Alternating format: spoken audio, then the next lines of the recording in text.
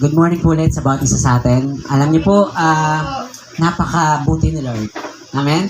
Kung titignan natin kung gaano kalalim yung word na yan, ako po may mga binabalikan po kasi akong mga words na baka nagiging parang, ano ba tawag doon? Yung nagiging mannerism ba tawag doon? Nagiging words mo na lang. God bless you. Di ba? Umay na tayo sa salitang yan. Talagang palasak na. God loves you. Mahal ka ni Lord. Isa nga parang wala na siyang pinagkaiba sa simpleng thank you. Di ba? Parang pare-pareho na lang. Pero alam niyo po sa umagang to, higit po dapat nating makita kung gaano kalalim ang mga salitang ito.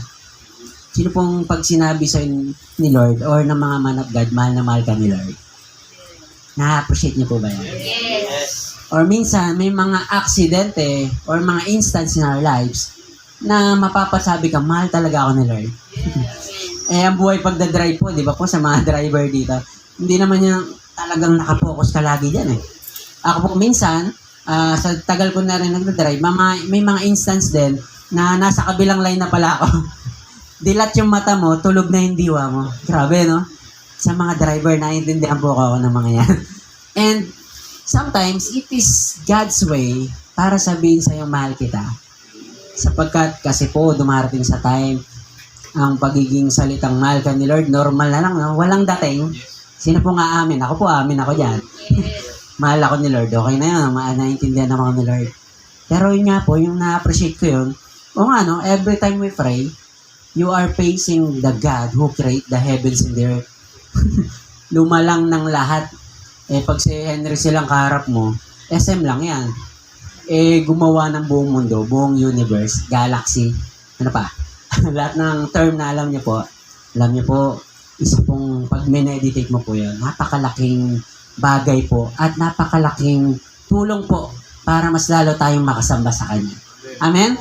Kaya po, dapat we treat God not just an ordinary person. Sabi naman po ng Bible, God is a person. Persona po siya. Ano po ibig sabihin ng persona? Siya po ay kagaya natin. May nararamdaman. Siya po ay nasasaktan din. Hindi dahil sa'yo, kundi po sa mga bagay po na atin pong ginagawa na napapalitan po yung pagsamba sa Kanya. Si Lord po, ang katangian po ni Lord ay siya ay seloso. So, ibig sabihin ng seloso, nagsiselo siya, hindi naman sa atin. Because, ang tingin niya nga sa atin ay anak niya at mahal na mahal niya po tayo. Nagsiselo siya sa mga bagay na pinapapalit natin instead na para sa Kanya. Nagiget niya po? Kaya po, Sunday is a very powerful day. Yan. Ako po, Monday pa lang, excited na ako maglinggo. Pero ngayon, sa buhay pagbabastar pala, Monday pa lang, pinaprepare mo na yung preaching or niloload mo na kay Lord. Lord, anong share ko sa linggo? Minsan po may mga Wednesday na wala pang binibigay sa Lord. Lord, malapit na Lord. So, ang maganda po sa Lord, kaya po mahalaga yung nagbababad po tayo sa presence niya po. Kasi po, dun mas madaling magbigay si Lord. Nakapansin niyo po yan? Mas lalong malakas siyang mangusap kapag po siya po ay lagi nating ninanasa. Kaya po magandang umaga po sa ating lahat muli po. Sino pong masaya ka na andito ka po sa lugar ng pagsamba sa ating pong Panginoon. Palakpakan po natin si Lord. Amen? Because the only thing that we are here is because for Jesus. Amen? Sabihin nyo nga po, only for Jesus. Amen? Kaya po pag si Jesus ang iyong reason, alam po, wala kang magiging ibang reason talaga para hindi makalapit sa Kanya. Kasi po may mga nagtatanong din sa akin, paano mo nagagawa yung umuwi ka talaga lagi ng Pampanga? Pero na lang, si Bishop na rin po umawat sa akin. Buti inawat ako ni Bishop na. Pagka may bagyo din, medyo malakas yung alam mong hindi okay. Huwag ka magbiyahe. Pahinga mo lang yan. May online naman. May si Bishop na yun, di ba? Kaya sabi ko, approve, ayos. Kaya na itong nakarang linggo, uwi sana ako. Umulan naman ng malakas. Sabi ko, magpipintura na lang tayo rito. Gawin mong productive ang araw mo. Yun po yung instruction ni Bishop.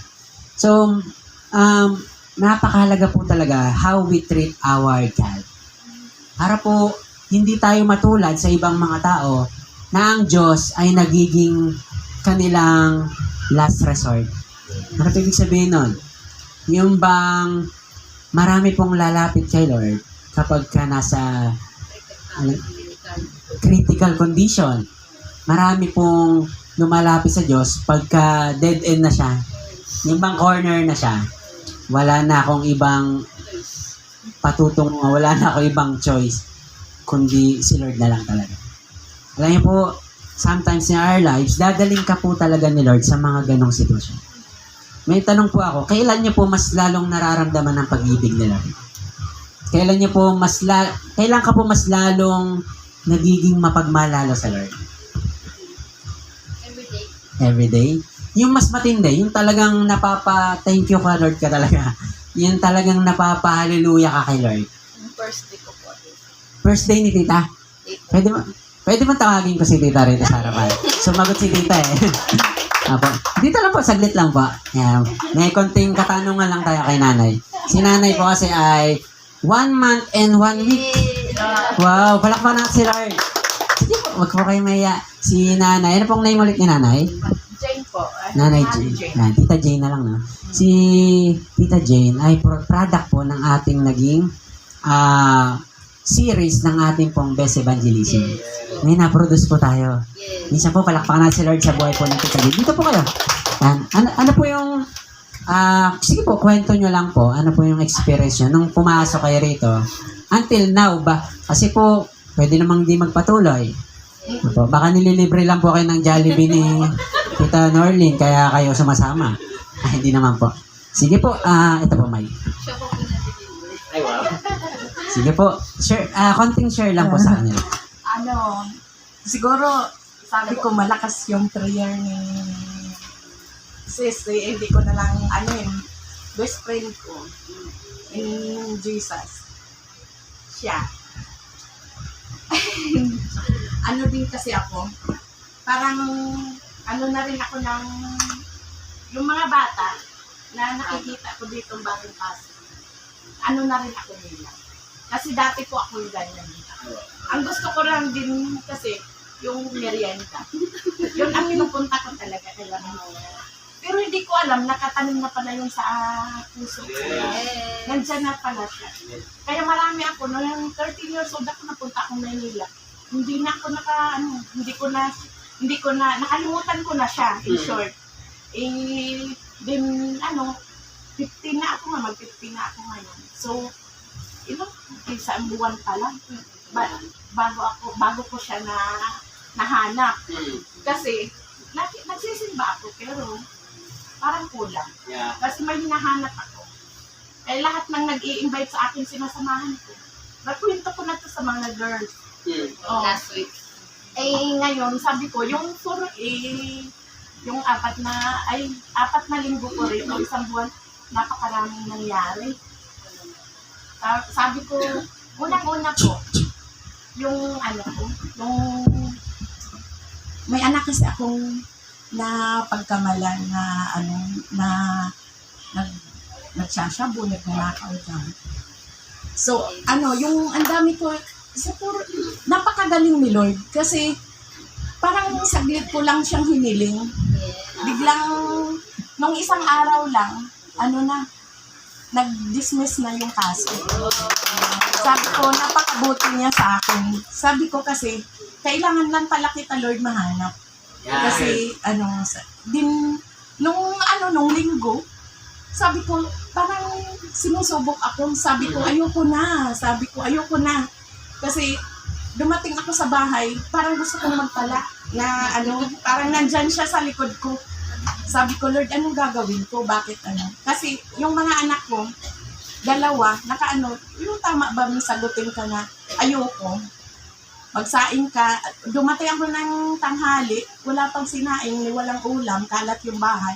Sabi ko, parang sasabog yung ulo ko. Sabi ko, paano ko gagawin, paano ko i-handle yung sitwasyon na yan. Ang ginawa ko, sabi ko, Lord, tulungan mo ako. Sabi ko, nandito siya parang inaano niya ako, parang hinahatak niya ako. Sabi ko, gusto kong, kaya sabi ko sa kanya, tulungan mo naman ako. Sabi ko, ang ginawa, sabi, relax ka lang, parang, ang bilis, relax ka agad yung sarili ko. Lumabas ako, din pagpasok ko, nakagawa na sila. Tapos pagpasok ko, sabi ko, tama ba yung ginawa niyo? Hindi po, mama, sorry po. Yun nga, sabi ko, napakabuti. At saka pasalamat ako sa sarili ko kasi hindi ko nagawa yung gawain ko dati. Nisisigawan ko sila, anuhin ko sila, tatalakan. Kasi nandito ako eh. Ako ang good example nila. Sabi ko, paano ko sila, kaya pinagtitry ko pa rin siya na hanggang ngayon yung pamilya ko. Amen po. Pag-pray lang po natin si Tita. Ano pong name niyo, Tita? Tita po kayo? Jane po. Pray lang po tayo. Pag-pray natin si Tita Jane po. No? Let's extend our hand to her po. Let us pray, Lord. Salamat po sa umagang to. Salamat po sa buhay ni Tita Jane, Lord. Salamat po, Lord, yung kanyang pagkakilala sa inyo is genuine, Panginoon. Lord, ito po yung perfect timing. Hindi po, Lord, late siyang nakakilala sa iyo, Lord. But this is the perfect timing na itinalaga mo sa kanyang buhay upang siya'y makakilala sa iyo, Panginoon. Lord, salamat po sapagkat, Lord, nagsisimula ka na pong kumilos sa kanyang buhay, sa kanyang asawa, sa kanyang mga anak, sa buong pamilya niya. And we declare and we believe, Lord, time will come. Buong pamilya niya po kasama namin dito na nagpupurit, sumasamba sa iyo, Panginoon. Lord, lagi po siyang manatili sa iyong presensya, Panginoon, sa iyong mga pag-iingat at paggabay, Lord, to your word, Panginoon. Salamat po, punuin niyo po lagi ng joy ang kanyang puso, Lord, as she come to your presence, Panginoon. Salamat po. This is our prayer, the mighty name of Jesus. Amen and amen. Palakpak po natin si Lord sa buhay po kapatid na si Tita Jane. So, salamat po sa ating lahat, sa bawat isa po sa atin. Everyone has a testimony. Amen? Pag sinabing testimony, ito ay kwento na kung saan ikaw ay ipinakipaglaban ng Diyos. At ngayon po, bilang tayo ipinakipaglaban ng Diyos, tapos na po ang kanyang duty, 2,000 years ago, sabi niya sa krus ng Kalbaryo, it is finished. Ibig sabihin po nun, in the Greek word, tetelestai, meaning, wala nang, kumbaga, tuldok. Yan. Wala na pong makakapigil lang. Ibig sabihin ng finish na sinabi po natin Panginoong Hesus, ito po ay talagang wala nang, ano bang tawag doon? Yung wala na siyang duda. Kasi po tinapos na po ng ating Panginoon. Kaya po, kung nag-iisip po kayo paano ka maliligtas, huwag ka na po mag-isip. Sapagkat you're too late. Yan. One time may na-late po sa simbahan. Nakalimutan ko yung sino nagsabi nito. Kay Pastor Rick Warren sa simbahan nila. May na-late. Humingi ng sorry. Sorry Pastor, I'm late. Ang tanong ko lang po, paano po ba ako masisave? First timer siya kung di ako nagkakamali. And sabi lang po ni Pastor Rick Warren, you're too late. Late ka na. Ibig sabihin, you're not too late in this church, but para gumawa upang masalba ka, tapos na. May gumawa na. Kaya po sinong masaya po rito at nagpapasalamat sa ating Diyos na wala ka ng ibang gagawin kundi tatanggapin mo na lang siya. Amen. Meron na pong nagbayad na ating kasalanan from the past and the future. Kahit ano pong magawa natin, mamaya bukas sa mga susunod, burado na po yan. Sino pong masaya ka na sinigurado na ni Lord na ating pong kaligtasan? Amen. Palakpakan po natin si Lord sa babagay na yan. And we need to understand that our lives belongs to God. Kaya po lahat po ng nakay Kristo ay bago na po siya. Amen? Pag sinabing bago, it's just a process. Kaya po, tulungan natin si Tita Jane sa kanyang process. And excited po ako sa inyo pong encounter kay Jesus. Sapagkat a person who encounter Jesus is a life-changing experience. Hindi po magsisimula ang pagbabago hanggat di mo na-encounter si Lord. So, good thing lang po, the end of this year, sa biyaya ni Lord, maranasan natin yung encounter. Sino pong excited kang ma-encounter si Lord? Sige po, palakpakan mo si Lord. Sapagkat without encounter, hindi po mababasag ang barriers. Hindi po mababasag ang barriers. Inuulit ko lang po. Ibig sabihin, hindi mababasag. Example lang our attendance. Yan. Thankful naman tayo kay Lord kasi kahit pa paano nag-expand na siya, no? Lumalakas. May times na although we respect sa mga tao pong hindi nakakate ng Sundays for their personal reason and we honor that. At meron naman tayong mga online. Yun yung maganda po sa atin, no? Sa ginagawa po natin na to. Hindi man po sila nakakarating, but there is online. Lalo na po si ate nasa Qatar na. So, magandang umaga po kay ate Shirley, no? So, siya po ay ligtas na nakarating doon. Siya po ay, pagdating niya, free accommodation, lahat. Pagkain, pagtulog, lahat. At ngayon po nakapag-start na siya sa work niya. Amen? So, God is a faithful God. Palagi po siyang tapat ngayon at kailanman.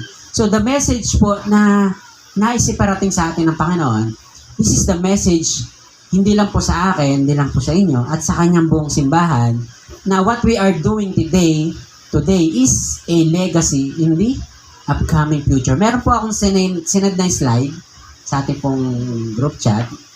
Pwede niyo pong puntahan. Huwag po kayong mag-alala sa mga susunod na linggo po. Gagawa po talaga ako ng slide talaga na maayos. So, kasi mababasa niyo po kasi dyan lahat ng pati example nandyan.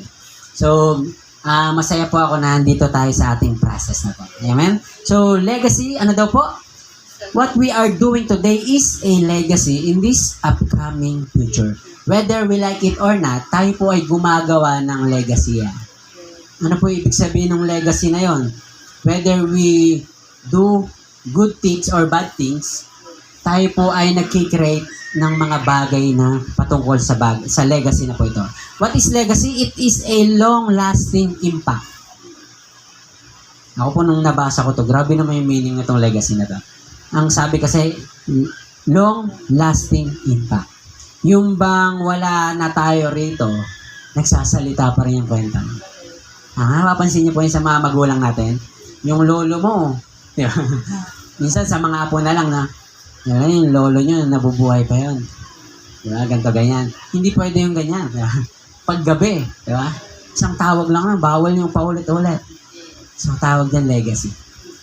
Yung mga bagay na ginawa mo ngayon, magsasalita siya loudly in the next generation. Kaya po itong pagsimba-simba po natin na to, hindi lang po ito wala lang. Ito pong pagsimba natin na to, makakukwento to sa next generation. Lalo't may YouTube. Sabi ko sa'yo ng apo mo, diba? O apo ng apo mo, si Lola to O kaya, si Lola, ba't wala? Absent kasi ng date na yan. Ayan. So, what we are doing today is a legacy. Kaya po ako po ay, patawad po, ako po ay nasa future na. Wala na po ako rito sa, not literally speaking, but in the spirit, naandun na ako sa future. Kaya po, excited ako pag nag-upload sa YouTube. Kasi, minsan yung preaching natin, kung mapapansin niyo po yan, sa loob ng isang linggo, nagto-20 views siya. Nagto-30 views. Pero siguro isang puro na akin. Dinadamihan pala ng panood. So, sabi ko, time will come. Kinakausap tayo ng Lord by faith. Time will come. Babalikan ng maraming tao yan. Babalikan ng maraming tao ito. How Christ in you binangonan started. Siguro yung mga nasa 30k views na yon, diba, sa biyaya ni Lord. So, time will come, babalikan nila na grabe naman nagsimula sila sa isang simpleng lugar. So, kaya po, what we are doing today is a legacy. Meron daw po siyang long-lasting impact. Kaya po ang isang pansinin niyo po yun, meron kang natulungan, simpleng tulong lang naman yung binigay mo. Pero nung siya yung nakabawi, siya yung pinagpala na ni Lord, napansin niyo yan, binalikan ka. Hindi ko makakalimutan yung time na ako'y walang-wala. Ngayon ako naman magbabalik. Kaya po pala sinasabi ng Diyos, huwag tayong magsawang gumawa ng mabuti.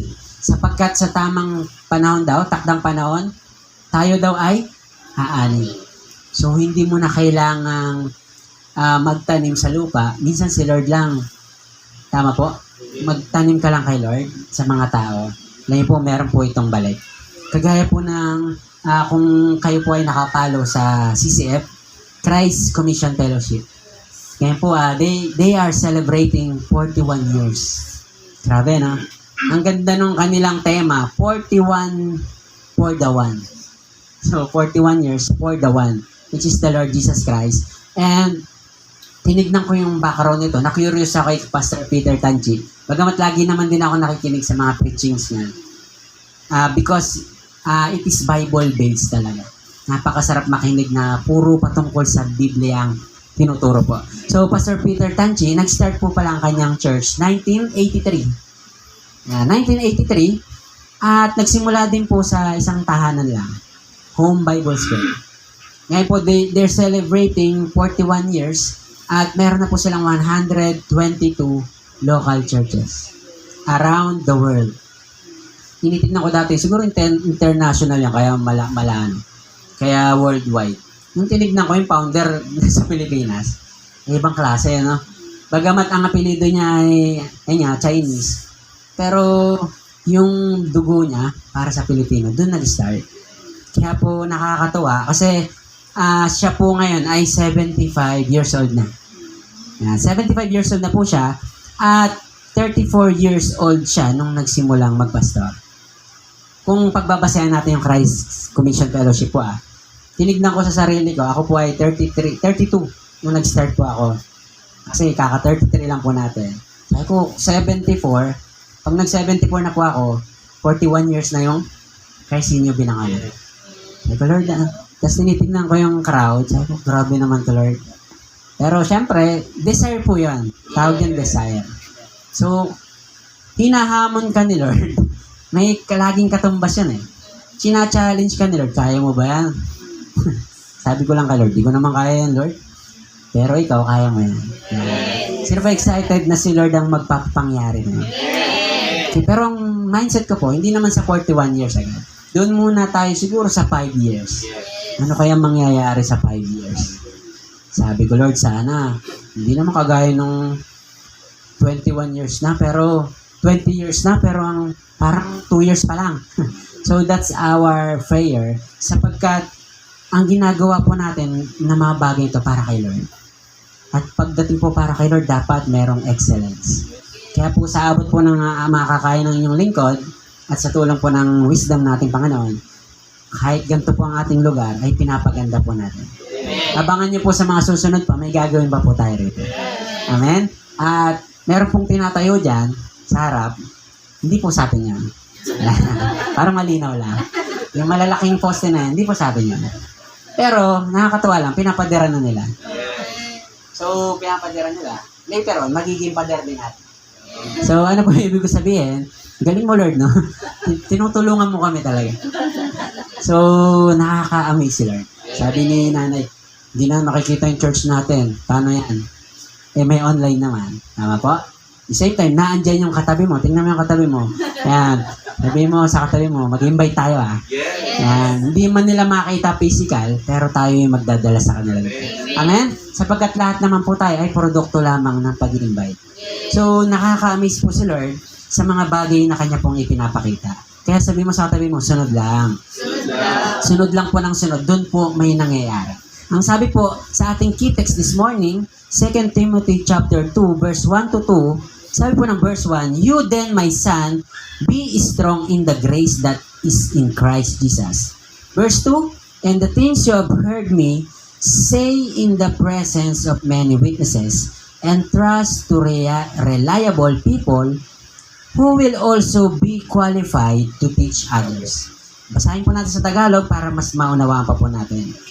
Sa aklat ng Timoteo, sa chapter 2 po, ang sabi, Kaya nga anak ko, magpakatatag ka sa tulong ni Kristo Jesus. Verse 2, Ang mga naririnig mo sa akin, sa harap ng maraming saksi ay ituro mo rin naman sa mga taong mapagkakatiwalaan at may kakayahang magturo naman sa iba.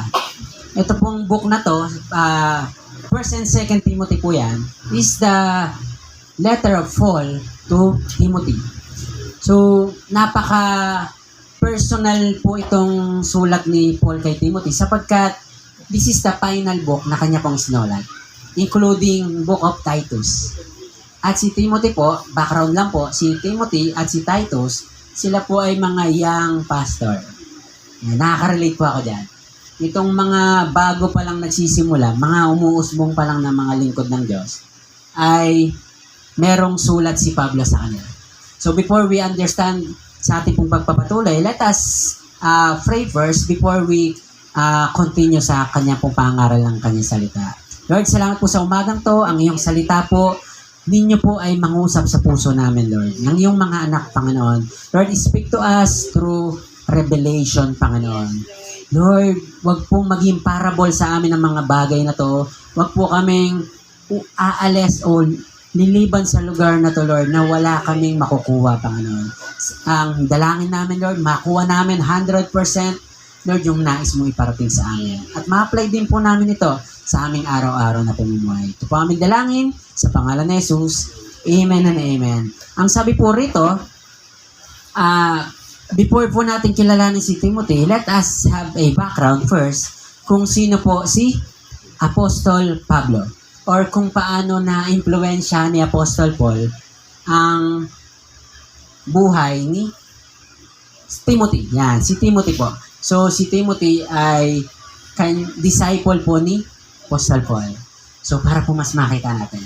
Si Timothy ay bunga ng mission ni Apostol Paul. Kasi po si Apostol Paul, inikot niya ang ilang mga lugar dito po sa mundong to para maipangalat o maipalaganap ang salita ng Diyos. Hindi lang po maipangalaganap, kundi yung katuruan mismo ng ating pong Panginoong Jesus. Kasi po dalawa ang kanyang tinuturo that time. The Book of Torah, ang tanging pinapangaral lang po kasi that time, yung Old Testament. Wala pa naman pong New that time. At ang New Testament ay on process pa lang po, kagaya po nito. So, pinapangaral niya. At the same time, ang pinakamahalagang ipangaral ay yung buhay ni Kristo. Yung kanyang daladalang kaligtasan sa sinumang tumanggap sa kanya. Kaya po, hindi po biro yung dinaanan ni Apostol Paul. At alam po natin yung kwento, napakarami niyang pinagdaanan, nakulong, yung barko niya sinasakyan, nasira, natuklaw na siya ng ahas, nakulong ulit, persecuted, yung mga tao pang inaasahan niya, yun pa yung mga nanglaglag sa kanya. Alam niyo po sa buhay pagsunod kay Lord, may mga kasama ka talaga na hindi mo, gusto mo man silang makasama for the rest of our journey sa Lord, ay hindi mo talaga makakasama. Kaya po, ang pagsunod po kay Lord, talagang kanya-kanya po yan. Ang paglalim sa Lord ay ating pong personal thing na dapat ginagawa sa Lord. Kaya po mahalaga po na tayo nagbababad sa kanyang presensya. Si Apostol Paul po ay isa sa mga higit at pinakamasigasig na pinakang tinamaan ng matinding enkwentro kay Jesus. So yung encounter na yan, sabi nga ni nanay, ano yung encounter? So mararanasan niya rin po yan. Ang encounter po, magkakaiba yan ng impact sa buhay natin. Kaya po we respect, dahil may mga process talaga na mabilis, at may mga process naman na long term na mahaba, pero once na yan naman ay nakaunawa, maniwala po kayo, baka maunahan pa po tayo niyan. Kasi may mga, sabi ng Bible, may mga nauunang nahuhuli at may mga nahuhuling nauna. Kaya po, hindi natin pwedeng pagmalakayan ng mga tao or even our Lord. Amen? Hindi natin pwedeng, minsan kasi, no, amin ba tayo na may mga times na gano'n? Mas lamang na ako rito, Mas nakakahigit na ako rito, kasi todo ako kay Lord. Hindi po, baka time will come, ay nakauna pa sa atin yan. Pero once po na may mga ganong pagkakataon, maging masaya lang po tayo. Huwag po tayo magkakaroon ng dumi sa puso kapag may nagtatagumpay. Ang maganda po dyan, makigalak tayo. Amen? The best thing na pwede nating sabihin sa mga nagtatagumpay, nakikigalakan. Alam niyo po ba pag sinabi mo yon, para mo na rin sinasabing, ako na yung next niyan. Amen? Kami naman yung next niyan. Kaya po, we need to have a heart na hindi po kayang makontaminate ng mga bagay sa mundong to. Especially ng kaaway po. So, si Pablo, matindi po yung tama na encounter sa kanya. Kasi po, inungusan niya lahat ng mga disciple ni Jesus na personaling nakasama pa ni Jesus. Kasama na ni Jesus yun, ha? Di ba mas masarap tumodo kasi mas may personal silang experience kay Jesus. Pero si Pablo, kwento na lang siya. Pero nung na-encounter niya si Jesus, higit pa yung mga nagawa niya. So, pinagmalaki niya rin, hindi naman pagmamayabang, pero sinabi niya na mas higit akong masipag kaysa sa mga nakasama kong disipulo ni Jesus. So, ang bagay po, kung mayroon man tayong gustong ipagmalaki, pwede po yan. Yung pong ating relasyon kay Lord. Pero more than that, wala na po tayong pwede ipagmalaki. Amen? Sapagkat lahat ng bagay po sa mundong to ay bonus na lamang at ang mga ating pa pong makakamtan. So, sabi rito, why we need encounter Jesus retreat? Sabi po kasi rito, for us to experience maximum fullest work of our Lord Jesus Christ. Sino pong gusto mong magamit ka ng matindi ni Lord? Ako po, malay-malay ko naman po. In-invite lang naman din po ako. Nasabi nga sa akin nung nag-invite, maraming chicks doon. Siyempre, hintayin ako. Sama ako dyan. Ay palang girls. Pero nung time na yon, yun na pala yung simula na babaguhin ng puso ko nila. Bagamat pangit yung pinapagalitan ko ngayon nag-invite sa akin. Nilalaglag mo pa yung mga taong simbahan, ha? Pero sabi ko, thank you pa rin kasi in-invite mo ako. Kasi po, hindi natin alam yung mga ini-invite natin kung anong kayang gawin ni Lord yan. Amen? Hindi natin alam, kagaya ng testimony ni Tita, no? Na hindi mo alam, trabaho pala ni Lord yung nangyayari sa kanya. Kaya po, invite lang tayo ng invite. Isama lang po natin sila, hindi po sa simbahan ito, kundi sa presence ni Lord. Sabihin mo lang po sa kanila, punta tayo sa presensya ni Lord. Sapagkat pag nakarating po ang tao sa presence ni Lord, si Lord na po ang bahalang magpaunawa sa mga bagay ito. So, one thing na kailangan po natin i-desire, yung magamit tayo ni Lord. Sino pong gusto mong magamit ka ni Lord? Yung bang hindi lang basta-bastang gagamitin ka ni Lord. But sabi rito, gamitin daw tayo ni Lord into a maximum fullest work of Jesus Christ. Kagaya po ng ating laging sinasabi, malay-malay ko pong ako'y makakarating dito sa biyaya lamang po ni Lord. So, lagi ko sinasabi sa biyaya lang ni Lord. Pero, depende pala kung paano mo siya ninanasa. Doon kanya masigit na gagamitin. At ang paggamit po ni Lord, di naman lang po sa likod ng pulpit ang ito. Ang paggamit po ni Lord sa mga bagay kung saan kanya gagamitin higit. Amen? Doon kanya gagamitin na matindi. Kung ikaw ay nagbi-business, gagamitin ka po na matindi ni Lord yan. Kung ikaw ay ordinaryong magulang, gagamitin kang the best na magulang ni Lord. Sapagkat ayan po yung gustong iparating sa atin ng Lord. So, ang sad part lang po, sa ating pong generation to generation naman po kung kumilos si Lord. Kung mapapansin niyo po sa Bible, kada generation, meron siyang tinatalagang tao. May ginagamit siya, kumbaga, ini-excel niya yung mga taong to para yung kanyang gospel ay patuloy na umusad hanggang makarating sa atin. So, the sad part, ang Diyos po ay normally kikilos po siya. But, sabi rito, sa bawat kapanahon ng kumikilos siya, gagamit siya ng mga willing, ayun po yung keyword natin, yung willing na magpagamit sa Kanya. Sino pong willing ka magpagamit sa Kanya? Pero sabi rito, ang bad news, maiiwan ang ayaw. Maiiwan. Kaya po, talagang mahalaga po na sumabay po tayo sa ginagawa po ng Lord. Kaya po, minsan yung hindi mo alam, sama ka lang na sama. Ako po, yun lang din yung mindset ko eh. Sama lang ako dyan. Pag may bayad, pag-isipan ko, paano ko yung makakabayad dito? Kasi po last pastors meeting namin, kung nakita niyo yan, pastors team building, sa first time ko po makarating doon, iba Sambales. Tapos kung nakarating talaga, napakaganda talaga. Maganda rin yung presyo, yan. Pero sa biyaya ni Lord, nung nakarating tayo, doon ko naiintindihan. Sometimes, maiintindihan mo lang kapag naandong ka. Kaya po minsan ang pagsunod kay Lord, minsan blurred po, no? Minsan may time na parang ayoko na, no? Ayoko na kasi parang wala naman nangyayari. Pero hindi mo alam, yung ayaw mo na, kasunod na pala nun, yung mga prayers natin sa buhay. Sino pong marami kang panalangin kay Lord? Baka yung ayaw ka na, kasunod na pala na. Di ba? Remember David? Kung nalakihan si David doon sa higante, ang laki naman yan, Lord, ayoko niyan. Pang-oso lang ako. Kaya ang sabi niya, gandang patamaan nito, malaki ah. Alam niyo po, after nun, kingship. Naging hari si Haring David. So sometimes, yung mabibigat na sitwasyon na yan, ipasa mo lang yan, si Lord na bahala dyan. Ang sarap kaya, no, mapasa mo yung test, doon mo makikita yung reward. Kaya po, sa buhay pagsunod kay Lord, kailangan, pag may pinapagawa si Lord, yes lang tayo ng yes. Huwag mauna ang, kaya ba yan? Mukhang posible naman yan. Tama po? Totoo yun. In the eyes of man, imposible. But in the eyes of faith, sisiw lang kay Lord yan. Amen?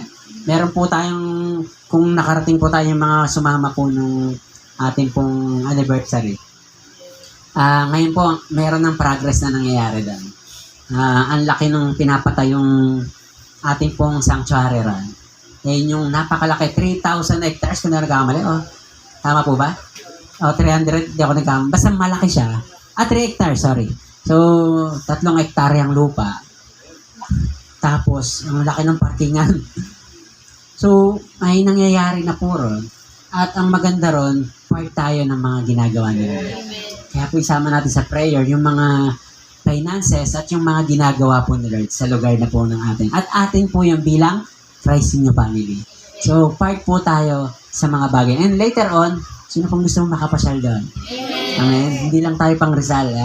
Makapasyal din tayo sa atin pong Mother Church. So, sabi rito, salvation is guarantee free. Tama po? Wala tayong binayaran dyan. Libre po ang kaligtasan. Pero sabi rito, but good life is optional. Ang magandang bagay, optional po yan. Nasa sayo yan kung paano mo siya mapapangyari. Kaya po, the more na sumusunod tayo sa kalooban ni Lord, dahil po, pansinin niyo po yan. Yung mga matagal mo pang plano sana, bumibilis na. Amen? Napapansin niyo po yan? Ako, sabi ko nga po, 40 years kong plano magpastor. Siguro sabi ko kay Lord, binibiro ko pa si Lord. May 8 years pa ako, Lord, para magtrabaho sa mundo. Mag-enjoy muna ako. Basta 40 years, usapan natin, Lord. Biglayin ka ba ni Lord? At the age of 32, nandito na po tayo. So, ganun po ang mga bagay kapag sumusunod ka kay Lord. Bumibilis ang mabagal. At ang mabagal naman, si Lord po ang bahala. Amen? So, sabi rito, talon po tayo rito. Sabi rito, bakit matindi ang pagsunod ni Paul? Dahil sa kanyang encounter with the Lord. So, sabi rito, 2/3 of the books of the Bible lang naman ang naisulat niya. Imagine mo, no? Isang taong galit na galit sa pangangaral ng salita ng Diyos. Iba yung mindset niya, perspective niya patungkol kay Jesus. Pero nung nagkaroon siya ng encounter, matindi talaga to. Kasi po ang kanyang libro na naisulat sa Biblia, kasi po meron tayong 66 books of the Bible. Pero pansinin nyo, no? 13 books daw yon sa kanya. Siya yung sumulat. Ano po yung mga books na yon? Romans, 1 Corinthians, 2 Corinthians, Galatians, Ephesians, Philippians, Colossians, 1 and 2 Thessalonians, 1 and 2 Timothy, Titus, and Philemon. So, meron din po tayong picture na sinundiyan kung kailan naganap yung mga bagay na. So, naisulat po yan ni Apostle Paul during his journey sa kanyang pagsunod kay Lord. So, ginawa po ni Pablo yan sapagkat tawag dyan revelation. Ang revelation po, hindi po galing sa kaisipan ng tao yan. Ang revelation, galing yan sa idea ni Lord sa pamamagitan ng kanyang Santong Espiritu na inire-reveal sa atin. Kaya po marami kayong maririnig dyan, mga wrong teachings ng Bible, sulat ng tao. Totoo naman po, sulat ng tao to. Gawang tao to. But, the Bible is inspired by the Holy Spirit. Inspired by God through the Holy Spirit to the person na nagsulat po nito. And in the word of the Lord, it is a breath of God. Ito po ay mismo hininga ng Lord. Kaya po lahat po ng example dito ay sinadya pong maisulat sa Biblia upang tayo po ay matuto. Kaya pala mga pangit na kwento nandito rin. Lahat din ng magagandang kwento higit nandito rin. para meron tayong manual of life. Pag sabing manual of life, sa mga gamit na ginagamit po natin, di ba? Yung hindi mo alam gamitin. Ano pong una mong hahanapin? Saan yung manual nito? Hindi ko alam to paano buuin to. Alam po, kung gusto niyo pong magkaroon ng masayang buhay, ito po yung solusyon. The Word of God. Sino pong masaya ka na meron kang manual of life? Maganda po sa mga susunod na linggo, dala tayo ng mga Bible para nahahawakan po natin yung manual of life natin. Amen? So, the Word of God is a power of God. Ang sabi po rito, nung time po na si Pablo ay nangangaral, talagang napakasipag niya. Kasi, sabi rito, ang Word of God, para daw itong cancer na kumakalat. Ganun katindi yung ginawa ni Pablo. But before niya po gawin yon, nagpa-disciple muna siya sa mga apostol ni Jesus. Nagpa-baptize, nag-aral, nanatili sa lugar kung saan nandun ang mga apostles, nagpa-coach. Ganun katindi si Pablo. Bago niya gawin, pinaghandaan muna. Kaya po sa ating pagsunod sa Lord, maganda nagpaplano tayo kung paano tayo mas lalong makakasunod sa Kanya. Amen? Especially sa mga nag-work po, no? Ngayon yung minsan struggle, no? Maganda yung kwento talaga yung Tito Sherwin, no? Nakaka-amaze po yung kwento kung paano kinilusan ni Lord. Kasi po, ang ginagawa natin ay we are proving that our God is alive. Yung mas mataas po sa inyo, no? Nagsawa na sa dahilan ni Tito Sherwin. Ay nakita naman na kung gaano ka-genuine yung puso niya kay Lord. Sige na nga, sa'yo na nga tong linggo na to. Dapat po, wala pa po kayo nito, no? Pauwi pa lang po, no? 12 pa ang out. Pero pansinin nyo na andito siya. Kasi nakulitan na yung amo niya. Nakulitan na yung mas mataas sa kanya. Alam po, kailangan lang natin ipakita talaga na ang Diyos natin, seryoso tayo sa Diyos natin. At later on, maniwala kayo, yung mga taong yan na nagdududa, siya rin po ma-influensya ng ating pananampalataya. Sino pa excited doon? Kaya po ang pag-i-invite, hindi mo nga totaling pwedeng, kahit di mo na sabihin, tara sama ka. Alam niyo po yung the way how we live, yun na po yung invitation natin sa kanila. Kaya po, matuwa po tayo na kapag may mga ganun pong kwento na ginagawa po si Lord. So, dahil po hindi nila mapigilan si Pablo, isa na lang po ang chance sila, ikulong si Paul. Ganun pala yun, no? Pag hindi mapigilan, ikulong na lang. Wala tuloy-tuloy talaga si Pablo Talagang hindi siya papayag na mahadlangan po siya. Pero iba po itong taong to, kasi kahit nasa kulungan na siya, hindi pa rin siya nagpapigil. Kahit nasa kulungan na siya, ay wala pa ring dahilan para hindi ituloy ang pinapagawa ni Lord. Dapat po palang mga anak ni Lord unstoppable. Dapat po palang mga anak ni Lord, hindi siya nababound ng isang sitwasyon. Malabo na, Pastor. Hanggang dito na lang ako. Salamat sa lahat. Goodbye. Hindi po. Ang pagsunod kay Lord, dapat non-stop yan. Kasi po si Pablo, dalawa po yung katangian ni Pablo. Una, siya ay trusted. Kaya po yung nabasa natin sa unang Timoteo, sa 2 Timothy po, no? Sabi po din sa verse 2, na dalawang bagay yung tinutukoy doon. Ano daw yung una? Trusted. Pangalawa, reliable. Pag sinabing reliable, maaasahan. Si Pablo po ay naging mabuting katiwala ng salita ng Lord. Alam niyo po lahat tayo, katiwala tayo ng salita ng Lord. Katiwala po tayo. That's why every time we share the Word of God, every time na nagmamay-day ka, napopost ka, nagsishare ka ng mga nare-receive mong word ni Lord, alam niyo po, you are trusted by the Word of God. Napagkakatiwalaan ka na ni Lord. Kasi hindi lahat ng may word ni Lord ay pinapahalagahan niya. Yung iba, tinatapon lang. Hindi natin alam, ang tinatapon natin ay mga treasured things about God. Na andyan po ang mga bagay kung gusto po nating pagpalain ni Lord. Ang pangalawa po, sabi rito, reliable, maaasahan. So, sabi rito, most of his written book, sa kulungan na po niya naisulat. Mas lalo po niyang na-maximize ang oras by writing a letter on or mapabilang sa mga books ng Bible. So, kahit nasa kulungan, hindi pa rin napigilan. hindi siya nahadlangan ng mga bagay na kanyang boundaries.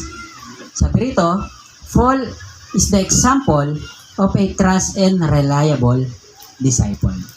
So, yung mga boundaries in life, dapat daw maging reason palalo yan para lalo ka magpatuloy. Amen? The more na nagigipit ka, ginigipit ka ng kaaway or ng sitwasyon, dapat mas lalo kang mag-excel. Mas lalo po tayong pumalag. Mas lalo po tayong magkaroon ng opportunity to expand or to spread the Word of God. So, sino po ditong gusto mong mapagkatiwalaan ka ni Lord? Amen? Ang pinakamahirap po kasi sa lahat yung pagtiwalaan. Tama po? At kasi po ang tiwala, pagka nasira natin yan, wala na, no? Parang isang mug ng baso malaglag sa semento. Kaya po bang buhay niyan? Pwede naman. Diba? Dikit mo lang. Pero ang tanong, mapapakinabangan pa ba? Magkakape ka pa po ba ron sa mug na ganun?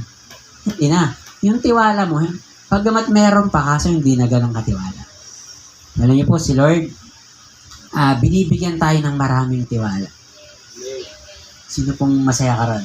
Binibigyan ka ng maraming pagkakataon. At ang sabi pa po rito, kaso daw po, hindi lahat ay nagiging reliable, maaasahan. So, pag sinabing maaasahan, ay yung salita ni Lord, dapat daw parang kung ituring natin fragile. Yung bang dala-dala mo siya ng maingat, dala-dala mo siya hanggang maibigay mo sa next generation. Kaya po ito pong ginagawa natin na to, sabi ko nga mas excited ako, Lord, kahit hindi ganun kabilis yung growth, pero sure yung mga taong umaten is trusted and reliable. Mas madali pong magparami kapag ka mga tao ng simbahan ay trusted na at reliable. Sino pong gusto mong maging trusted and reliable na Lord? Amen? Palakpakan po natin si Lord. So, kailangan po natin maging trusted and reliable. And it's a process. Kaya po, we really appreciate yung lamang pong nakakaupo ka dyan. Laking bagay mo na po sa simbahan. Yung lamang pong nag-i-amen ka, napakalaking bagay po na ang ginagawa mo, you are reliable person ng ating pong Panginoon. And the moment din po na nagsishare tayo ng word ni Lord, alam niyo po, you are trusted by God's word. Amen? Yung bang sinishare mo lang yung ating mga posting, hindi mo alam, mabuting katiwala ka ng Lord. Amen? Kasi po ang pagdating kay Lord, wala pong malaki o maliit na nagagawa rito. Lahat po tayo sa mata ni Lord, pantay-pantay. Sa mata po ni Lord, lahat po tayo ay meron pong bilang. Amen? Wala pong kay Lord, walang mataas, walang position kay Lord. Kagaya po ng iyong likod, nandito tayo bilang servant lang din po ni Lord. Lahat po tayo, we are the servant of our Lord. So, marami po kasi nangyari dito, kaya nakulong si Pablo, nilaglag po siya. Yung mga kapwa Kristiyano niya, yung mga nag-doubt na po kay Pablo, nilaglag na siya. Grabe, no? Minsan, mapapasama ka talaga, no? Sa mga taong ang hangad mo lang, tulungan sila. Pero ang masakit doon, yung tinulungan ni Pablo, yung pa yung nanglaglag sa kanya. Some of the Christians that time ay nagduda na rin sa kanya. Apostol ba talaga to si Pablo? So, bakit siya nakulong? Ikaw ba naman nakulong, no? Eh kung talagang kinikilusan ni Lord yan, dapat wala rito yan. Wala dapat sa kulungan. So, alam niyo po, marami po talagang makakasama tayo sa journey or hindi po sa simbahan, kundi sa iba't ibang kung saan tayo ginagamit ni Lord. Example, sa trabaho po, no? Hindi maiiwasan yan. Tama po? Marami kang makakasama na ang tanging hangad mo lang ay maganda, pero may makakasagupa ka talagang hindi boto sa'yo. Hindi boto sa iyong ginagawa patungkol kay Lord. Kaya ito pong sulat ni Apostle Paul kay Timothy ay talagang dalawang bagay po yan. Una ay pinapalakas ni Paul itong batang pastorado. Pinapalakas ni Pablo at binibigyan ng instruction. Ini-inspired po niya si Timothy na hindi biro ang kanyang kakaharapin. Kasi that time, ang mga false teaching noon pa man po ay nangyayari na. Sinisira nila yung katuruan ni Jesus at pinapalitan ng ibang katuruan. Bakit? Gusto nilang i-divert yung paniniwala nila kay Jesus. Gusto nilang linlangin ng mga tao upang hindi magkaroon ng kaligtasan. So, ayun po yung kinakarap ni Timothy that time at bilang bata pa sa paglilingkod sa Diyos. Ang galing ni Pablo, no? Nakakulong na, nag-i-instruct pa rin. Nakakulong na, nagdi-disciple pa rin. Alam niyo po, talagang nakakatapang talaga maglingkod kay Lord. Dahil sa mga kagaya po nito, may mga tulong na rin, kagaya ng social media. Kasi po kahit tayo ay nasa isang lugar lang, once na may group chat tayo, isang babaan lang, no? Mag-share ka lang doon ng verse, ng word of encouragement, naaabot na po yung mga tao. Amen? So, kagaya po nito, through letter, ayun po yung dinadaanan ni Timothy. So, sabi rito, the life of Timothy, ito po yung 1st and 2nd Timothy. So, tignan po natin yung background nito, no? Sa 1st Timothy, yung background po dyan, ay sinushow-case po yung obedience and commitment of a young Timothy in serving the will and the purpose of God. So, mababasa po natin yan sa 1 Timothy, pinapakita po dyan kung gaano kasigasig si Timothy. At pwede po natin i-reflect yung buhay natin dyan. Gaano ba tayo sumusunod sa Lord?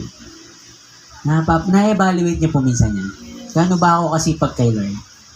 Gaano ba ako, yung bang ginagawa ko, nagle-level up ba ako?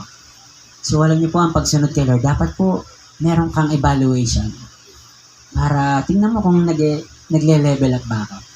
So, sabi kasi rito, ang sinashowcase dito, yung kanyang obedience sa kalooban ng Lord. Promoting Jesus. Ngayon po, ang trabaho natin bilang Kristiyano is to promote the name of Jesus. Ayun po yung kailangan natin i-promote. Kailangan natin maging bida si Jesus sa ating buhay sa anuman pong ginagawa natin. Kaya po, sabi rito, Timothy to Titus is a product of discipleship and leadership of Apostle Paul during his expedition or paglalakbay. Kaya po itong ginagawa natin, hindi natin alam po talaga kung sino talaga ang gagamitin ni Lord na matindi. Hindi po natin alam na simpleng in-invite mo lang or simpleng kapitbahay mo lang, naabutan mo lang ng ulam, isa pala siya sa gagamitin matindi ni Lord. Kaya po, ang buhay natin, dapat ingatan natin. Ingatan natin yung pakikitungo, ingatan po natin the way how we share the word of God din po upang wag silang matisod. Amen? Nasabi pa po rito, because without discipleship and leadership moment, there will be no church maturity, wala pong spiritual maturity, at gugulo po ang simbahan. Tama po? Kung walang leadership daw, walang discipleship, ang simbahan magulo. Like po that time, yung nakulong si Pablo, gumulo yung Epeso. Ito pong lugar na to, kaya po may letter to the Ephesians, di ba? Kasi po, maganda naman yung nakapagtayo sila ng simbahan doon, kaso yung kultura nila nababago. Yung kultura nila, kasi nga po may mga false teaching na pumapasok, ay doon po nagugulo ang simbahan. Kaya po mahalaga daw na meron tayong leadership and discipleship moment. Kagaya po nito, kaya po sinishare natin, it's a doctrine. Mahalaga makita natin, maunawaan natin na ang word ni Lord, dapat dito tayo mamuhay. At ayun po yung brand ng Christ in You. Ang Christ in You po, kagaya po ng Christ in You ng CCF, ayun lang po yung ultimate goal natin. Mamulat ng mga tao sa salita ng Diyos. Maunawaan nila, bukod sa mamulat, maunawaan nila ang kahalagahan ng gospel. So, ma-educate po ang mga tao sa nilalaman po ng Bible. Kasi po, may mga false teaching, even in our times, mas lalo po ngayon. May mga teaching po ngayon na ang word ni Lord nagiging palaman na lang. Nagiging, ibig sabihin po, yung bang ang kwento niya, doon na lang umikot. Tapos yung word ni Lord, ayun yung extra. Ayun yung palaman. Hindi niyo po, baligtad po. Ang word ni Lord, dapat siya yung parang sandwich. at yung life mo, yung testimony mo, yun ang palaman. Amen? Dapat yun yung mga examples na ating pong ginagawa. Kaya po wala po tayong itinataas po talaga rito, kundi po ang ating Panginoong Jesus at ang kanyang silata. Palakpakan po natin si Lord. Amen? So, sabi rito, that's why the book of 1 Timothy contains instruction and encouragement of Paul to Timothy. So, sabi rito, wrong teachings lead us to wrong understanding. So, pagka daw mali ang naituro, sabi rito, mali ng unawa ang tao. Kaya po, isa po sa lagi kong dinidibdib yun. Sabi ko, Lord, ayoko mag-share nung ako lang, yung sa akin lang. Baka yabang lang ma-share ko dyan sa pulpit mo, Lord. Kung ako lang, ikukwento ko yung mga magagandang ginagawa ni Lord sa akin or yung mga bagay na napagtagumpayan natin. Pero sabi ko sa rito, wrong teachings lead us to wrong understanding. So, kaya po sa mga susunod pa nating Sundays, lalo pong lalawak ang ating kaisipan patungkol po sa salita ni Lord. Sino pong natutuwa ka, nakada simba mo, yun pala yung ibig sabihin ng book na yun. Sino pong na-educate ka sa word ni Lord? Yun pala yung meaning ng book na yun. Ito pala ibig sabihin ng 1 Timothy and 2 Timothy. Si Timothy pala, batang pastor pala yan. Ngayon po, magtuloy-tuloy ka lang. Maiikot natin tong Bible na to. Mauunawaan natin kung gaano kagandang Bible, the Word of God to His people. Wrong teachings, wrong understanding, and lead us to wrong culture. Pag mali na yung turo, mali na yung unawa ng tao, mali na rin yung culture. Mahirap naman po no, ituro lang ni pastor. Huwag na tayong process. Huwag na tayong magano ng paglago-lago. Tayo na lang linggo-linggo, pwede na yan. Ang hirap naman nun, ganun lang i-share natin dito. Huwag na kayong mag-invite, okay lang kung ilan tayo. Marami namang mawiwin dyan eh. Marami namang magsisimba sa iba't ibang church. So ang ituturo po natin, walang iba kung ano po ang sinasabi ng Bible. And the Bible is concerned to 8 souls. One soul is very important sa ating pong Panginoon. Kaya po wala tayo ibang pag-uusapan, kundi ang mga bagay patungkol dito. Pagliligtas ng tao, pag-share ng word ni Lord, pagdadala sa tao ng salvation, at higit sa lahat, pagtulong po sa kanila para lumago. Kaya po natin ni-invite ang tao, hindi po para maging members. Para hindi po dumami ang pictures natin. Hindi po dumami tayo. So, ang ultimate goal natin, marami tayong mataniman ng Kristo sa puso. Because our church, ang goal po natin is to envision that Christ in every heart. Envisioning Christ in every heart. Yun po yung goal talaga natin. Malagyan ng Kristo lahat ng tao sa lugar na makamot, sa lugar ng Darangan, at sa lahat po dito sa lugar ng Rizal. Sino pa excited doon? So, magtuturok talaga tayo ng Kristo sa puso nila. Sino pa excited? Kasi po may kumakalat ngayon, yung mga nagpapa-scan daw ng mata. Bibigyan ka ng magkano daw po? 1.5? Ano yung po ako kinukuha sa'yo doon? Identity. At nagpa-practice na po ang mga antichrist kung paano nila i-conquer ang mundo. At nasa Bible naman po yan.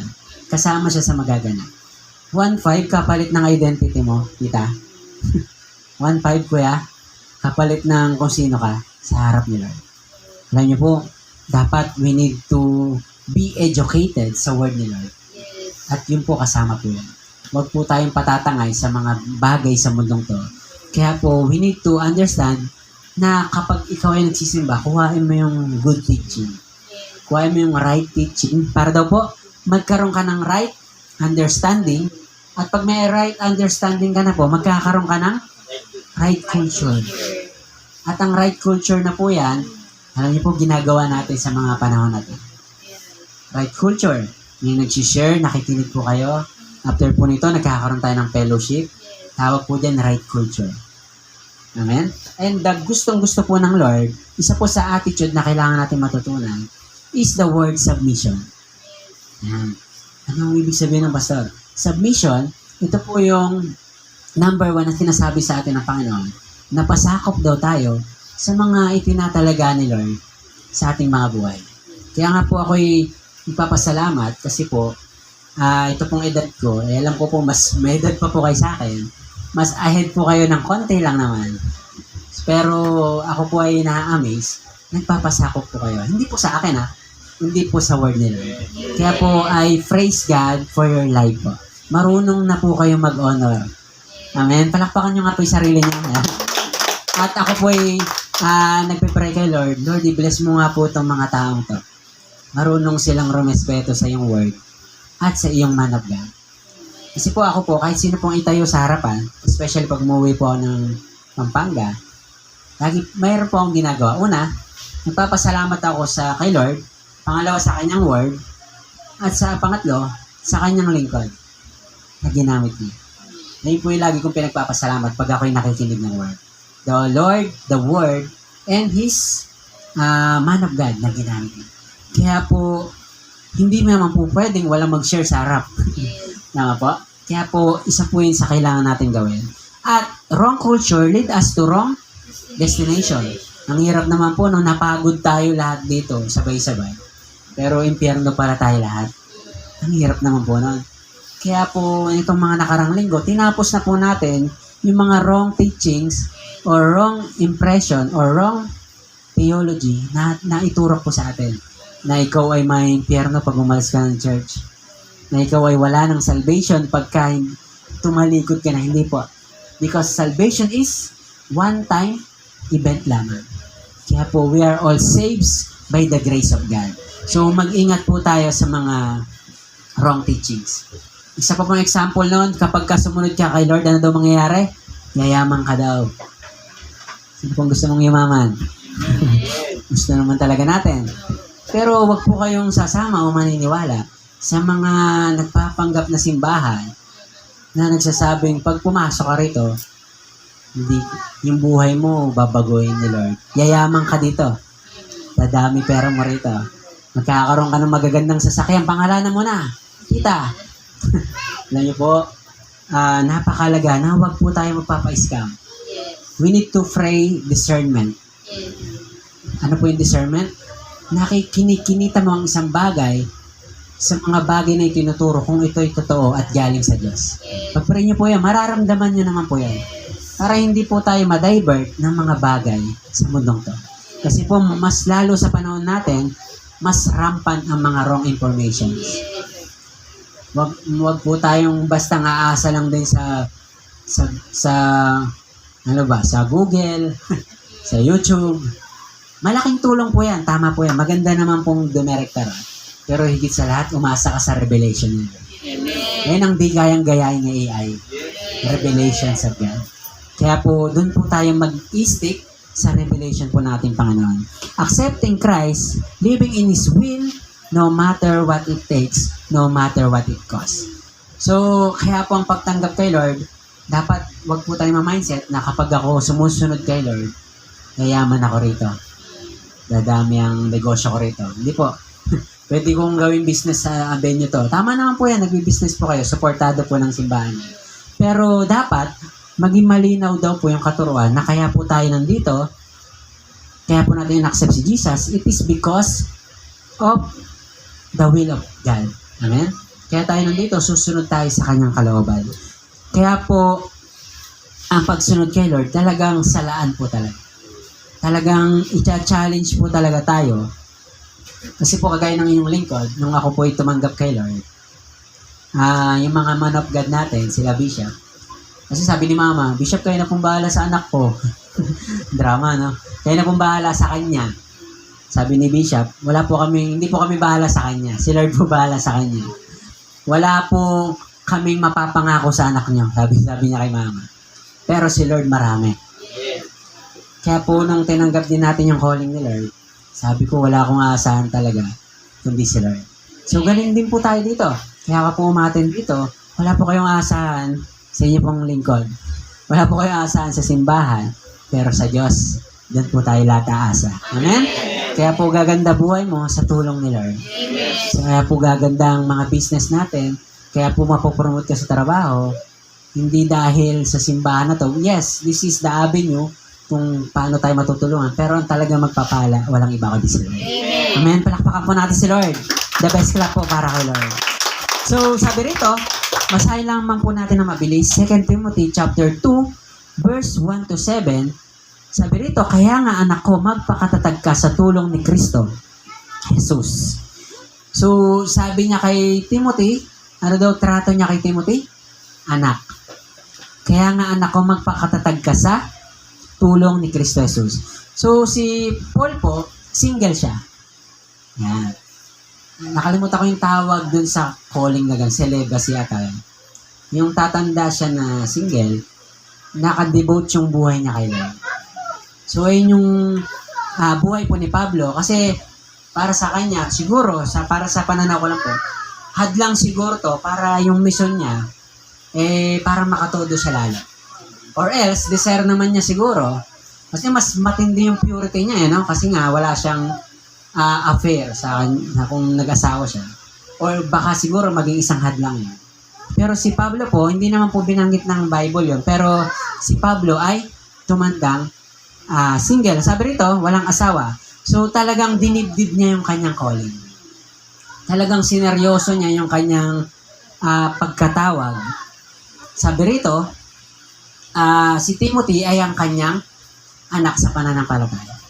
So ganun po namatay si Timothy. Si Apostle Paul. Pero ang inyong lingkod, nag-asawa naman po ako. Yan. Ilinawin lang po natin.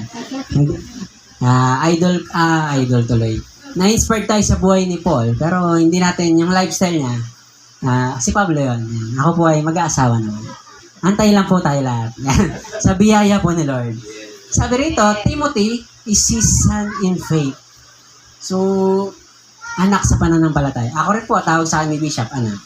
Isa si Pastor Eric, ganun din po. Because we are the son of faith. Ako po ay mas matanda sa inyo, spiritually. Kagaya po sa, kung ipoposisyon tayo ni Lord spiritually, ako po ang inyong tatay, batang tatay, no? So, kayo po ang anak na pinagkatiwala ni Lord. At trabaho ko po, na-secured yung inyo pong relasyon kay Lord. Sino pong handa kang magpa-coach? Yan. Bagamat hindi baligtad po ang sitwasyon, tama po? Pero sa mata ni Lord, burahin po natin yung mindset na mas matanda ako dyan. Ba't ako makikinig dyan? Di ba? Cute lang yan, pero biro lang po.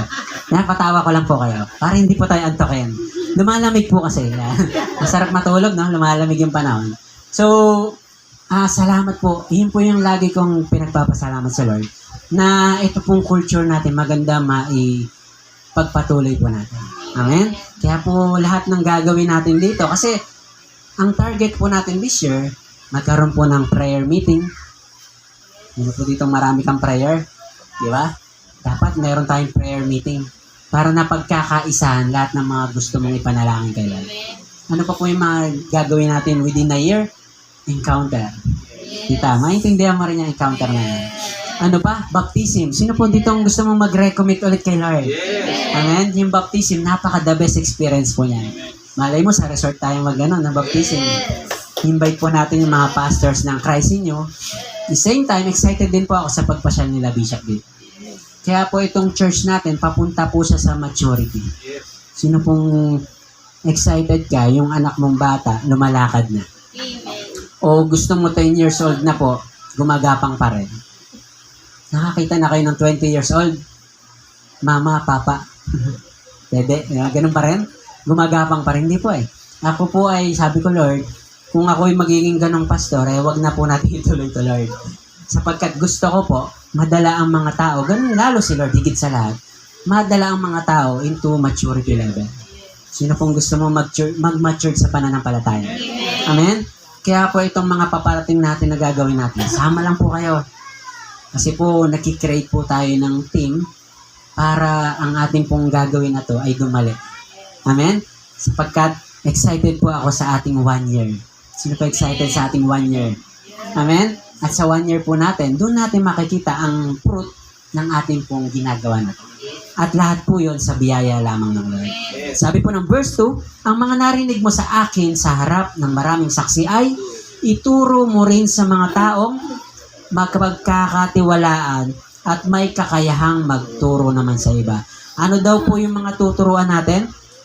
Sabi rito, yung mga mapagkakatiwalaan. At meron din namang daw kakayahang magturo sa iba. Kaya po ang pagwiwin ng tao, hindi siya yung sama ka sa akin. Sama ka. Yung bang parang ang mga tao ay number game. Sa pag sumama ka rito, dadami tayo. Yung goal natin, dumami. Hindi po. Ang tao ay may mga kanya-kanya pong free will yan. Hindi natin sila pipilitin. Hahayaan lamang po natin sila mismo mag-grow sa kanilang relasyon kay Lord. Parang kayo po. Ama po, ang paglago nyo, kayo po yan. Hindi po natin bagamat may stretch tayo, pero ikaw pa rin at si Lord yan. Amen po? Kaya po sabi rito, ipapasa lang daw po sa mga pagkakatiwalaan. Sino po ditong alam mo sa sarili mong katiwala ka ni Lord? Amen? Kaya po yun yung aasahan natin ni Lord na yung mga nare-receive po natin dito, ma-share din natin sa iba. Not just, kahit hindi po sa pamamagitan din ng pag-share ng word, pero simulan natin yung pagpapakita mo lang ng malasakit sa tao. Yung simpleng tulong na kailangan ng tao, ano man to, alam niyo po, doon natin matatouch ang buhay ng tao. Doon po mas makakakilos ang Lord. So, ano po yung ibig sabihin ng verse 2 na to? It is a 4th generational ministry. Kasi po, merong 4 na 4th generation na tinukoy dyan. Ano po yung unang generation? Si Pablo. Si Pablo po yung sumulat nito kay Timothy. At si Timothy, siya po yung 2nd generation. Nasusundan niyo po? From Paul to Timothy. After ni Timothy, kanino daw ituturing Timothy? Reliable man. At tayo po yon. Sino pa excited doon? Mapagkakatiwalaan ng Diyos.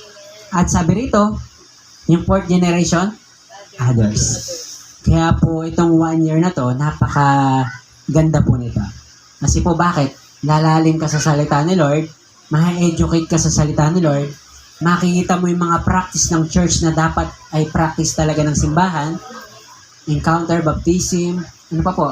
Sport fest. Gusto niyo yung sport fest? Team building? Team building po. Maganda po yan. No? Isang simbahan natin, pupunta tayo sa isang lugar at magkakaroon ng fellowship.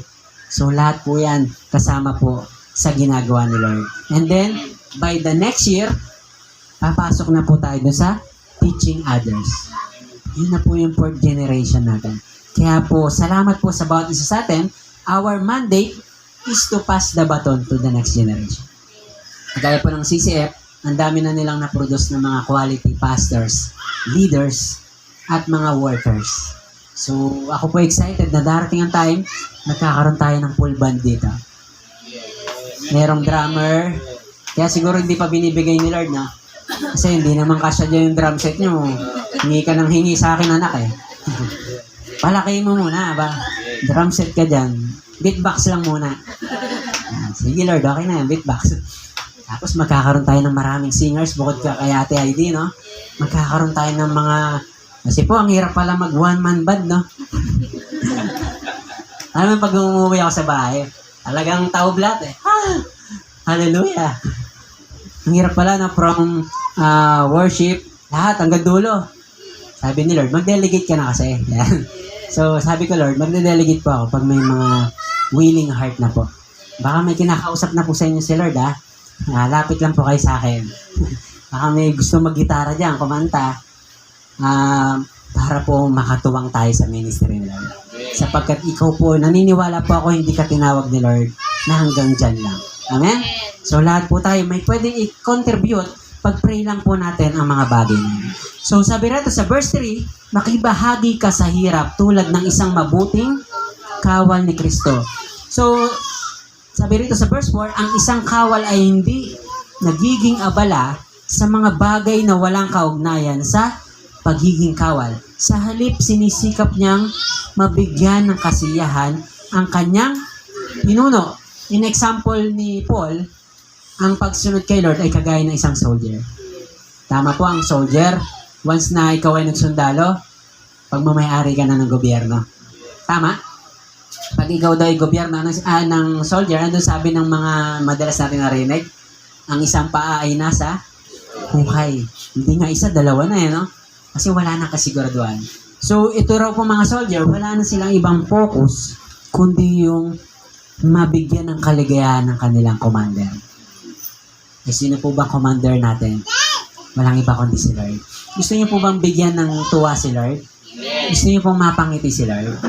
Ayun po yung example ni Pablo. Sumunod po na example niya, ang isang manlalaro ay hindi maaaring manalo kung hindi sumusunod sa alintutunin ng laro. So, bilang anak ni Lord, dapat alam natin yung rules. Dapat alam mo yung rules ng Bible. Tama po? Kasi ang Bible, punong-puno siya ng instruction, punong-puno siya ng mga utos, pero higit sa lahat, punong-puno rin siya ng pangako. Ang maganda po kay Lord, parang isa-isang magulang na nag-utos sa anak, bili ka nga mantika. Tama? Susunod ba talaga agad yung anak mo? Di ba ang tagal? Wait lang po. Ano yung lagi narinig natin? Wait lang. Si kuya na. Si kuya na lang may ginagawa ko. Pero kung sabihin sa'yo na magulang mo, sa'yo na yung sukulay, 100 yan, sa'yo na yung sukulay ng sa mantika. Tsaka, wala na, bumili na. May dadagdag ka pa sana. Bakit? May gasolina. Bakit ko po nakakwento yan? Ako po yan. Matagal po ako utusan. Bili ka nga sa tindahan. Wait lang po, wait ko lang. Commercial. Wait, hintayin ko lang mag-commercial. Eh, Netflix yung pinapanood mo eh. Para magkakaroon ng commercial yan. So, alam niyo, ang tao ganon. Kailangan may pangako. Kaya ang galing ni Lord, mababasa niyo po sa Bible talaga, kada utos ni Lord may pangako. Kasi ang tao talaga, nature niyang tamad talaga. No? Kaya po, sino excited sa pangako? Sino handang sumunod? Humina. So, sunod bago pangako. Amen? So, si Lord naman ay faithful, pero kailangan makita muna po sa buhay natin. So, kagaya po ng example ni Pablo, manlalaro. So, huwag po tayong gumawa ng ikakatalo natin. Kasi po, panalo na po talaga tayo. Nung tinanggap mo si Lord sa puso mo, sa buhay mo, panalo na po tayo. Pero alam niyo po ba, pwede ka ma-default? Di ba sa isang laro? 5 versus 5, pag 4 lang kayo, matatalo kayo. Winner by default yung kalaban. Kaya po, panalo ka na sana, nagpapadala ka sa tukso ng Diablo, made-default ka pa. Kaya po, pag may nanggugulo sa inyo, huwag niyo patulan. Ipag-pray niyo po. Patulan niyo sa prayer. Yari ka sa akin, pag-pray kita. Mawiwin din kita. Amen? So, sabi pa po rito, verse 6, ang magsasakang nagtatrabaho ng mabuti, siyang dapat munang makinabang sa bunga ng kanyang pinaghirapan. Isipin mong mabuti ang sinasabi sa inyo at ipapaunawa sa iyo ng Panginoon ang lahat ng mga bagay nito. Pangatlo po niya example ay yung magsasakang nagtatrabaho ng, sabi rito, nagtatrabaho mabuti na siyang dapat maunang makinabang ng bunga. Kaya po yung ginagawa niyo, may tinatawag po kasi na fruit of your labor. Pero yung fruit na yon, hindi mo alam kung kailan mo siya maaan.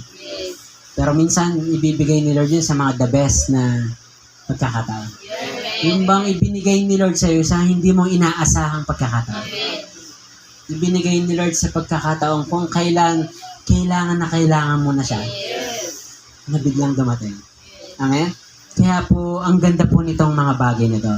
So, sabi rito, ito po yung ating conclusion, 2 Timothy chapter 2, verse 8 to 13, alalahanin mo si Jesus na muling binuhay magmula sa angkan ni David. Ito ang magagandang balitang ipinangangaral ko. At siya rin dahilan ng aking pagdurusa sa pagkakabilanggo ko na parang isang kriminal. Subalit kailanman, hindi maibibilanggo ang salita ng Diyos. Kaya po si Pablo, hindi siya kayang hadlangan. Because he is a trusted and reliable. Sino pong gusto mong magkaroon ka ng ganong katangian? Katiwa-tiwala at maasahan. Na kapag may sinabi sa'yo si Lord, i-bless mo nga itong taong to. Tama? Lord, kulang na yung budget ko eh. I-bless mo nga siya. Hindi mo alam kasunod pala no, no? Tama po? Ako po ay isa ulit kwento bago tayo matapos. Pasensya na po, mahaba. Nagpo-flow lang po tayo sa Holy Spirit. Ngayon po, may naligaw sa aking GCash. Ang halaga ay 5,000. Nakalimutan ko yung exact price.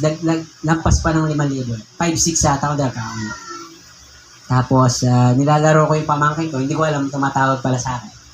Pag-check ko po, uy, laki nito ah. May naligaw na 5,000. Anong masarap gawin sa 5,000 po? Grocery. Grocery. Dami. Jollibee. Ano pa po? Di ba, ang dami mong pwedeng gawin dyan. Yes. Eh, nung time na yon, nakailang ano po ata ako, naka-day off ako nun. Ilang araw akong wala. Kailangan ko rin ng pera. Bayaran din ng motor. Ayos to, isang motor na to. Meron ko, sabi ko, mas kailangan to ng tao. Sabi ba naman yun, matcha-charge po sa akin yan, sir. Balik niya na po. Pero hindi ko, bago ko pa makita yung message na yun, na-send back ko na, kasi may sinend sa number. Sabi ko, ito po, nabalik na po. Ako po si Pastor Edwin, kakilala ko. At from, ano po yun, sa probinsya po kung di ako nagkakamali, Cebu yata Imagine mo, pwedeng hindi mo na ibalik. Pero after po noon, to make the long story short, masigit pa yung bumalik sa akin. Amen. May binigay si Lord more than dun sa halaga nun. Kung tinabi ko na yan, nagkasala pa kay Lord. Po, sobrang thankful ng tao yun. Hindi na matcha-charge sa kanya, naging blessing pa tayo sa kanya.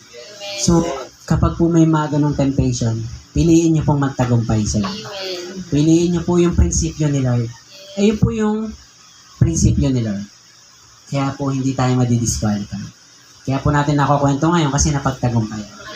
Sino pong gusto mo ng mga kwentong napagtagumpay? Kaya po pag may pagsubok, hindi po tayo pinapahirapan ni Lord. Ginagawang ka lang niya ng magandang kwento. Sino pong gusto mo ng magagandang kwento? Amen?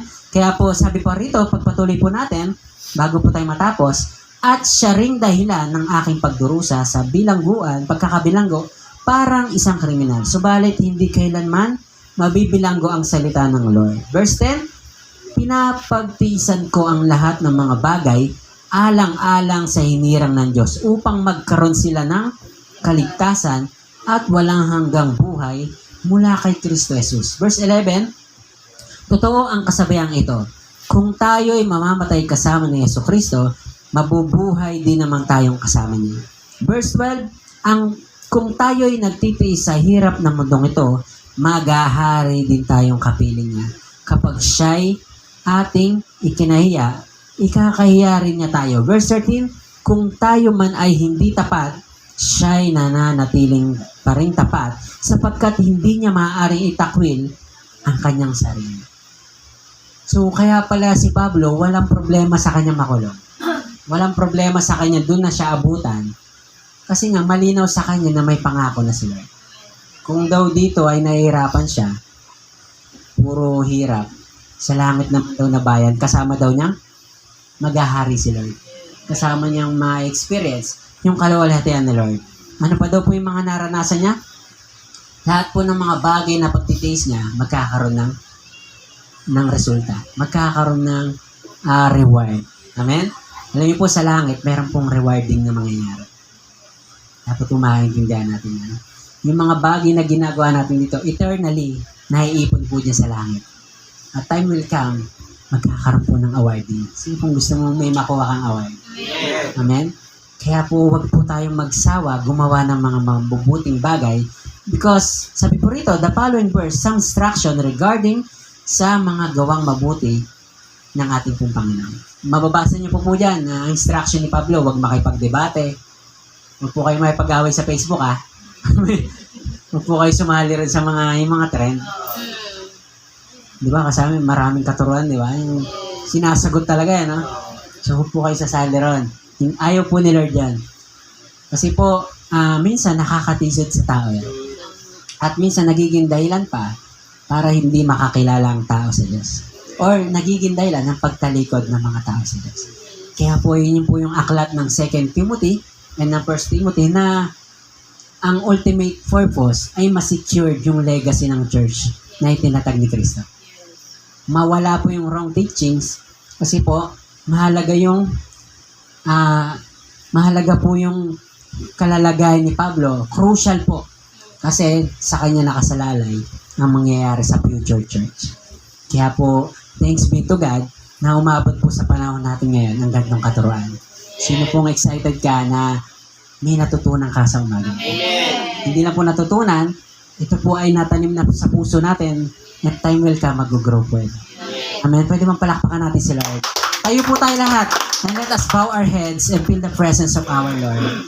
Panginoon, salamat po sa umagang to. Salamat po sa iyong pag-ibig, Lord. Thank you for the life of Paul, Panginoon. Si Pablo po ay isang halimbawa, Lord, ng isang mapagkakatiwalaan. At Lord, maaasahang disipulo, tagasunod mo, Lord. Magamat, Lord, hindi ka po niya inabutan, Lord, physically, Lord, hindi niya po naranasan ang makipag-fellowship sa iyo. But, Lord, through your inspiring him, Lord, through your word at sa mga katuruang natanggap niya mula sa mga apostles mo, Lord, siya po ay lumago, Panginoon. Namuhay sa ayon sa iyong kalooban. Lord, bagamat po si Pablo ay namatay, Lord, ang sabi ng Bible ay pinugutan siya ng ulo. But he died, Lord, with a pure heart, Panginoon. He died with joy, Panginoon. Namatay po siya, Lord, ng merong masayang puso, Panginoon. Sapagkat malinaw sa kanya, Lord, na ang buhay ay hindi po lamang dito sa lupa, Lord. Lord, our lives here on earth, Lord, is just a temporary, Panginoon. But the eternity, Lord, it is a crucial thing, Lord. We will spend, Lord, eternity, Lord, diyan po sa langit na bayan na iyo po pinangako. At excited po kami sa mga bagay nito. Lord, sa mga tao rin po na wala pang relasyon sa iyo, Lord. Lord, ang buhay nila, Panginoon, Lord, ay patungo rin sa walang hanggang kaparusahan. Meron ding eternal, Lord, but eternal suffering, Panginoon. Kaya po, Lord, increase our hearts, Panginoon. Lord, increase our passion to the people, Lord. Turuan niyo po kami mahalin sila, Panginoon. Turuan niyo po kami, Lord, na magkaroon ng malalim na malasakit sa kanila, Lord. Na kapag wala pong nag-share sa kanila ng iyong salita, Lord, mapapahamak po sila, Panginoon. Kagaya po, Lord, ni Timothy, Lord, na isa sa mga na-influensyahan po ni Apostle po, Lord. Dalangin din po namin, Lord, na kami po, Panginoon, sa panahon namin na ito ngayon, Lord, dalangin po namin na, Lord, kami po ay maging masigasig din, Panginoon, sa pangangaral ng salita, Panginoon. Huwag po namin ikahiya, Lord, sapagkat ito po yung instruction ni Pablo kay Timothy, Lord, na huwag ikahiya ang gawain patungkol sa iyo. Huwag pong ikahiya, Lord, na ang Diyos namin na sinasamba ay buhay, Panginoon, at may dalang pangako, Panginoon. Lord, huwag po namin ikatuwa ang iyong pangalan, Panginoon, sa mga sitwasyon ng aming buhay, Panginoon. Huwag po namin, Lord, na isang tabi ang iyong panawagan. Kaya po, Lord, sa umagang to, we humble ourselves, Lord. Lord, patawad po sa mga pagkakataon, Lord, na kami po ay nagmamalabis, Lord, nagmamalaki, Lord. Lord, to the point, Lord, na, Lord, hindi na kami dumedirekta sa iyo, Panginoon. Lord, sapagkat sinabi mo sa iyong salita, Lord, ang mga plano na hindi sinasangguni sa iyo, Lord, it will end in destruction, Panginoon. Masisira, mawawasak na parang, Lord, tahanang itinayo sa buhangin, Lord, guguho lamang ito, Panginoon.